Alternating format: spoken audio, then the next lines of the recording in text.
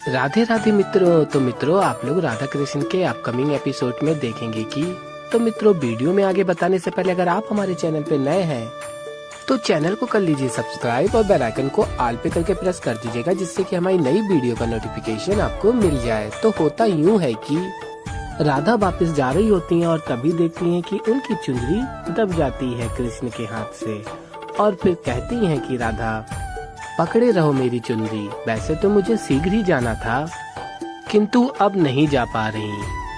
और आगे राधा कहती हैं, देखो मुझे तुम्हें देखने का एक सुंदर अवसर भी मिल रहा है, तो क्यों ना लाभ उठाऊं मैं इसका। और फिर राधा कृष्ण को देखते देखते उनको निंद्रा आ जाती है और वो राधा वहीं पूरी रात लेट जाती हैं और सो जाती हैं और पूरी रात्रि ऐसे ही निकल जाती है। और फिर दिन होता है, राधा वहाँ से चली जाती हैं और फिर तभी कृष्ण आंखें खोलते हैं और कहते हैं कि रात भर मैं तुम्हारे साथ आंख मिचोली खिलता रहा राधा। और कहते हैं कृष्ण कि जब तुम समीप होती हो राधा तो तुमसे दूर जाने का मन ही नहीं करता, किंतु जिस कारण से तुम यहाँ आई थी उसका परिणाम अनुचित होगा राधा। और कहेंगे समय के साथ तुम्हें इसका आभास हो ही जाएगा राधा। और मित्रों, आप लोग आगे देखेंगे कि देवी पार्वती अत्यंत प्रसन्न हो रही होती हैं और तभी महादेव पूछते हैं इसका कारण क्या है। और फिर देवी पार्वती कहती हैं, महादेव आपको आनंद नहीं आ रहा। और कहती हैं, कृष्ण ने पूरी रात राधा को अपने पास बैठाए रखा। और बताती हैं कि श्री कृष्ण राधा से कुपित होकर भी राधा के संबोधन से अपने आप को बचा नहीं सकते। और मित्रों, आप लोग आगे देखेंगे, राधा कहती हैं, सत्य कहा था देवी पार्वती ने, इस मिश्रण से तो दिव्य रंग का निर्माण हो रहा है। मैंने कृष्ण और अपनी दो वस्तुएं मिश्रित कर दी हैं और अब मुझे 3 मेरी और 3 कृष्ण की वस्तुओं का मिश्रण करना होगा। और आगे राधा कहेंगी कि इन सब मिश्रण से वो रंग बन जाएगा जिससे कृष्ण को मैं अपने रंग में रंगूंगी। इसके पश्चात हम दोनों अभिन्न हो जाएंगे। और मित्रों, आप लोग आगे देखेंगे कि शाम छुपकर सारी बातें राधा की सुन रहा होता है और कहता है कि अच्छा तो यह है राधा की योजना। राधा अपनी 5 वस्तुएं और पिताजी की 5 वस्तुएं इकट्ठा कर रही है। और फिर आगे शाम कहता है कि मैं उन्हीं 5 वस्तुओं से करूँगा महाविनाश।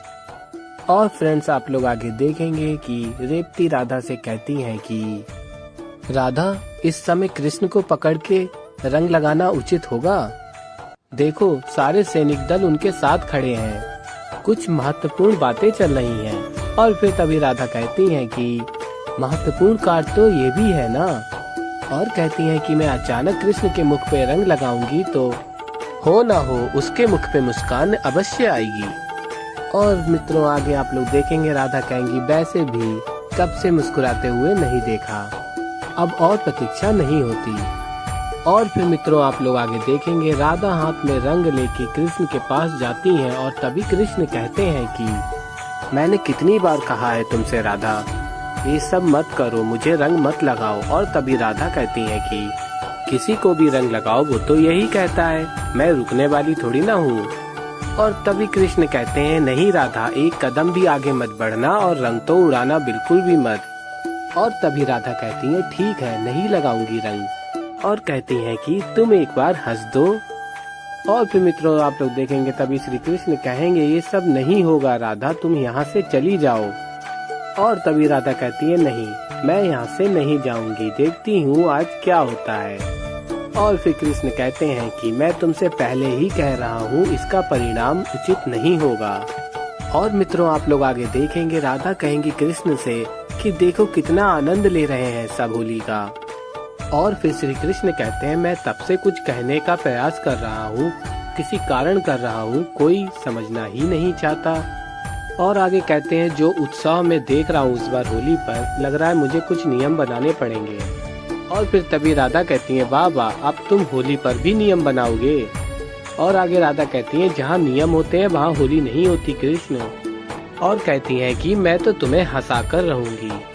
और आगे मित्रों, आप लोग देखेंगे कि द्वारकाधीश श्री कृष्ण कहेंगे कि राधा, रेवती भाभी और आपकी सारी सखियां आपको मैं ये बताना चाहता हूँ कि द्वारिका के सारे व्यापारी जो आपके समक्ष यहाँ खड़े हैं, उन्होंने आपके व्यवहार को लेकर असंतोष प्रकट किया है। उनका ये कहना है कि होली के अति उत्साह में आकर जिस व्यवहार का प्रदर्शन आप सबने किया है, उससे व्यापारियों को बहुत हानि हुई है।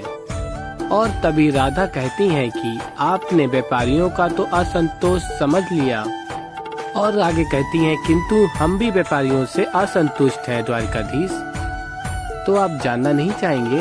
और तभी श्री कृष्ण कहते हैं कि अवश्य जानना चाहूँगा, ऐसा क्या कर दिया है द्वारिका के व्यापारियों ने, आपको हानि हुई है। और तभी राधा कहती है हानि ही तो हुई है, हम होली खेलना चाहते हैं किंतु व्यापारी हम लोगों के साथ होली खेल ही नहीं रहे हैं। और तभी रेवती जी बोलती हैं कि इस बार हम लोगों ने व्यापारियों को कोई भी हानि नहीं पहुंचाई है। और कहती हैं कि अपितु जब हम लोग हाट से गुजर रहे थे तो पुरुषों की टोलियों ने उत्पात मचा दिया था। और कहती हैं कि इसलिए आपको जो कुछ भी कहना है इन पुरुषों से कहिए। और तभी द्वारकाधीश श्री कृष्ण कहते हैं निश्चित रूप से रेवती भाभी, मैं इन पुरुषों से बात करता। और कहते हैं कि यदि त्रुटि इनकी होती, और कहेंगे किंतु ऐसा नहीं है, ये बात आप भी जानती हैं, गलती आप सबकी है। आप सबकी टोली ने मिलके साथ आके इन सारे पुरुषों को, इन सारे व्यापारियों को इतना सताया, इतना परेशान किया और इतना विवश कर दिया कि वो आके आप पे रंग डालें। यदि ये सब नहीं होता तो निश्चित रूप से मैं सारा अभियोग इन पर ही लगाता। और कहेंगे किंतु ऐसा कुछ नहीं है, इनकी तो कोई गलती ही नहीं है, ये तो अपना प्रतिशोध पूर्ण कर रहे थे। और तभी राधा कहती हैं तो क्या प्रतिशोध लेना उचित है, क्यों दाऊ? और तभी दाऊ कहते हैं कि अब कोई हम पर आक्रमण करेगा तो हम क्या यूं ही देखते रहेंगे?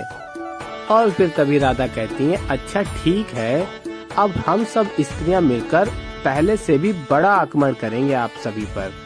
और आगे राधा कहती हैं सतर्क रहिएगा दाऊ, अब आप सभी पुरुषों को कृष्ण का आश्चर्य जो मिल गया है, किंतु हम सभी स्त्रियां भी सिद्ध कर देंगी कि हम अबला नहीं हैं। और फिर मित्रों आप लोग आगे देखेंगे कि जाम्बती और लक्ष्मणा भी शाम के कहने पे कहती हैं कृष्ण से इस बार होली और विशाल स्तर पर आयोजित होनी चाहिए, क्योंकि इस बार मैं और लक्ष्मणा भी होली खेलेंगे।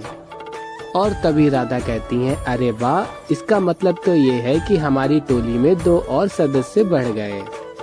और मित्रों आप लोग आगे देखेंगे राधा बलराम दाऊ से कहती हैं कि आप ये समझ लो कि आप सुरक्षित हो, आपको लगे कि आपके ऊपर तनिक सा भी संकट है तो आप मेरी मदद मत करना। और तभी दाऊ कहते हैं तो बताओ करना क्या होगा मुझे।